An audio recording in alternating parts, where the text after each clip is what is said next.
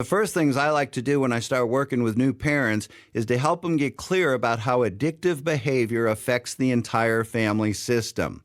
I have this presentation I call the 8-second lecture on chemical dependency. It goes something like this. Here's the addict. Here's the addict's chemical.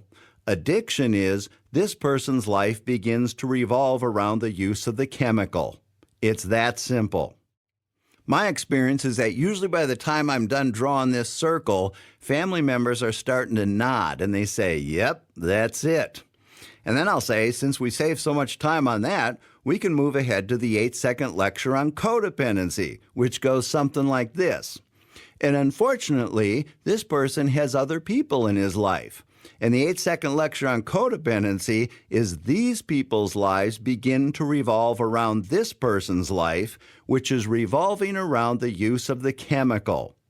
What kind of day these people have depends on what kind of day this guy has, which depends on his relationship with the mood-altering substance at the time. They are, in a sense, codependent. And that's codependency at its most base definition. You can't argue with that. And again, it's my experience that when I draw that second circle, family members start really nodding. They really get that one. You may be having that experience right now as you're seeing this for the first time. But we also need to go a little further and take a look at what's going on emotionally here. Anytime there's an addiction in a family system, there are going to be a lot of unresolved feelings that can easily end up getting displaced. The people around the substance user are going to be angry, they're hurt, they're scared. Some of them might be feeling guilty or ashamed. And again, those are just the feelings that are directly related to the substance user. But then there's also going to be a lot of stuff going on between the individual family members. The diagram here shows a real common dynamic we see when the client's a teen or a young adult, and that's the parents who aren't on the same page as far as how they're dealing with the issue.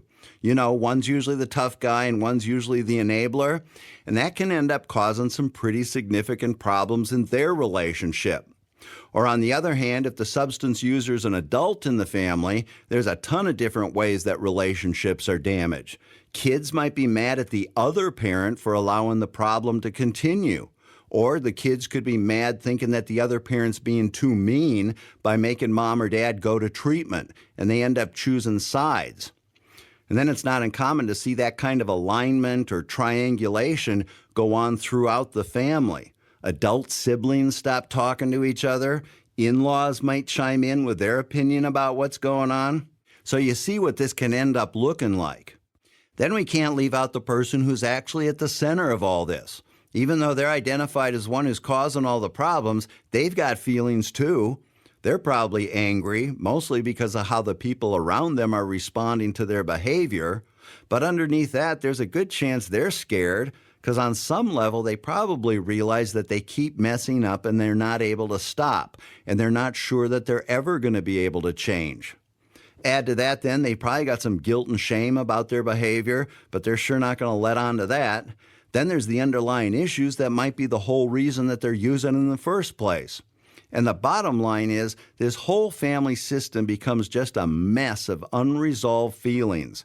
And that's what we've got when a family enters into treatment. And so the value of this 8-second lecture on codependency is that while it might not be real pleasant to see it there in black and white as to what's going on in the family, it at least offers an explanation for how we got there.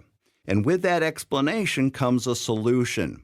And you can see by this illustration that the first thing for the family members to do is to step back and remove yourself from this dynamic of being controlled by unhealthy behavior. A lot of you have already taken the first step in this process by addressing the problem and helping your loved one get into treatment. That's a good beginning, but it's not taking back your control completely. This is going to continue to get tested as you deal with different situations over the course of treatment. Ultimately, you're going to see that it's a process of you learning how to identify, set, and maintain healthy boundaries.